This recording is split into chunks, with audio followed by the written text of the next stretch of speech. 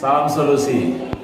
Teman-teman semua, kita hari ini akan menemui beberapa kelompok dan dalam kelompok ini nanti akan mendiskusikan sesuai dengan topik-topik yang sudah dibagi. Kita berharap ada masukan, ada kritik, ada pertanyaan dari kita yang sedang mengamati video ini. Mudah-mudahan ini menjadi salah satu bagian dari proses pembelajaran kita supaya kemudian hari kita menjadi lebih baik lagi. Demikian saya kira untuk kita nikmati bersama diskusi ini. Salam solusi. Assalamualaikum warahmatullahi wabarakatuh. Perkenalkan, kami dari mahasiswa-mahasiswi Universitas Negeri Islam Sumatera Utara. Nama saya Bella Pratiwi dari Bimbingan Konseling Pendidikan Islam. Di sini saya tidak sendiri, saya bersama rekan-rekan saya. Perkenalkan, siapa namanya? Perkenalkan, nama saya Nadia Fatima. Perkenalkan, nama saya Baginda Muda Siregar. Di sini kami akan berdiskusi tentang mata kuliah filsafat pendidikan Islam dengan tema hakikat peserta didik dalam pendidikan Islam. Baik, di sini saya akan bertanya kepada Baginda sebagai peserta didik. Nah, apa sih hakikat peserta didik dalam pendidikan Islam itu? Baik, terima kasih atas pertanyaannya. Sama halnya dengan teori barat, peserta didik dalam pendidikan Islam adalah individu yang sedang tumbuh, baik secara psikologis, sosial, religius, dalam mengarungi kehidupan dunia dan di akhirat kelak. Nah, jadi hakikat peserta didik itu tadi berdasarkan berkembang baik secara fisik, psikologis, dan religius. Bagaimana sih peran peserta didik dalam pendidikan Islam? Dalam Islam, diyakini ilmu hanya berasal dari Allah. Maka seseorang peserta didik harus belajar untuk menemukan ilmu dan berupaya untuk mendekatkan dirinya kepada Allah dengan senantiasa mensucikan diri dan taat kepada perintahnya. Jadi tugas atau peran peserta didik tadi dekat kepada Allah dengan belajar agamanya ya. Nah, setelah perannya tadi itu selanjutnya apa saja dimensi hakikat peserta didik dalam pendidikan Islam ini? Dimensinya itu beragam-ragam, mulai adanya dimensi fisik. Dimensi fisik itu seperti jasmani, lalu ada dimensi akal, dimensi keberagaman, dan yang terakhir itu dimensi akhlak. Jadi dimensinya itu tadi ada fisik dan ada tadi akal, keberagaman, dan akhlak. Baik, di sini saya akan bertanya kepada Nadia, bagaimana sih karakteristik peserta didik yang harus dipenuhi dalam pendidikan Islam itu?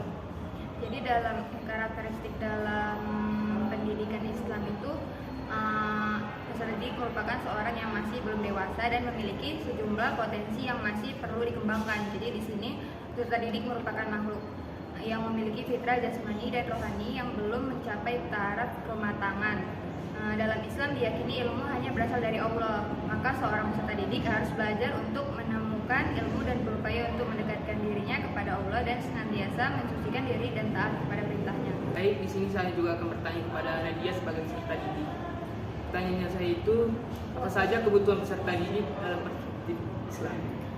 Jadi kebutuhan peserta didik yang berupa itu kebutuhan fisik, kebutuhan sosial, dan mendapatkan status mandiri, berprestasi, ingin disayangi dan dicintai, dan mendapatkan filsafat hidup yang harus dipenuhi oleh pendidik untuk menunjang perkembangan dan pembentukan sikap moral peserta didik sebagai insan yang kamil.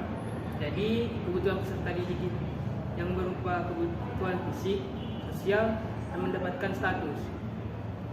Nah, jadi pertanyaan yang lainnya itu tentang mengapa pendidikan harus memahami hakikat peserta didik. Jadi mengapa? Mana tadi pertanyaannya? Pertanyaannya itu mengapa pendidikan harus memahami hakikat peserta didik. Jadi mengapa pendidikan harus memahami hakikat peserta didik?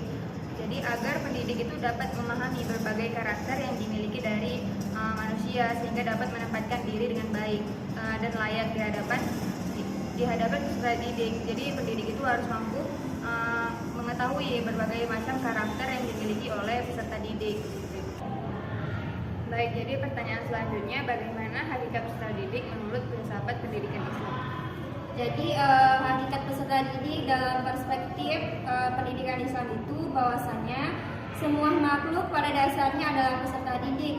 Sebab dalam Islam sebagai murabbi, mu'alim atau mu'addib, Allah Subhanahu wa taala pada hakikatnya adalah pendidik bagi seluruh makhluk ciptaannya. Dialah yang mencipta dan memelihara seluruh makhluk. Pemeliharaan Allah Subhanahu wa taala mencakup sekaligus kependidikannya, baik dalam arti tarbiyah, taklim maupun takdir. Karenanya, dalam perspektif pendidikan Islam, peserta didik itu mencakup seluruh makhluk Allah Subhanahu wa taala seperti malaikat, jin, manusia, tumbuhan, hewan dan sebagainya. Itulah hakikat peserta didik dalam pendidikan Islam.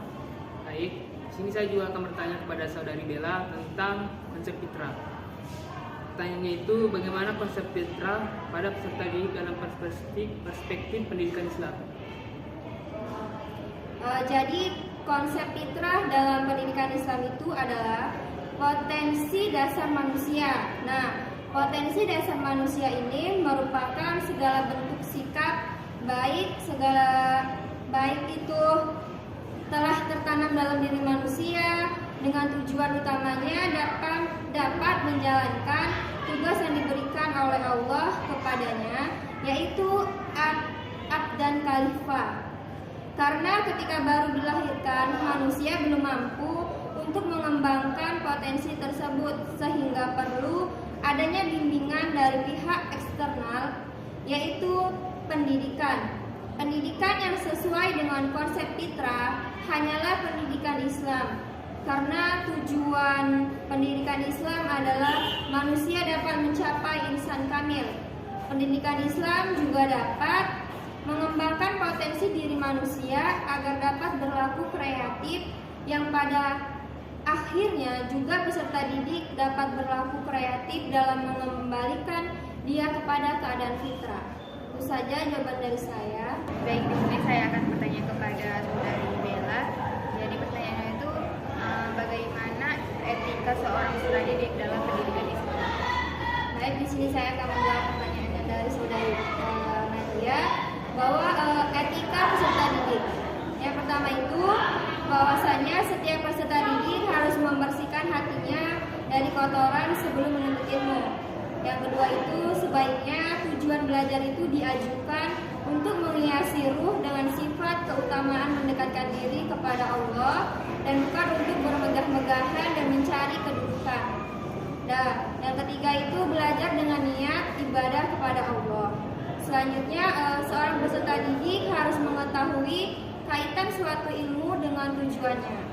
Selanjutnya, hendaknya seorang peserta didik tahu kedudukan dan manfaat suatu ilmu itu dan tidak memasukkan dirinya ke dalam suatu ilmu pengetahuan sebelum menyempurnakan bidang ilmu sebelumnya. Itu etika dari seorang peserta didik.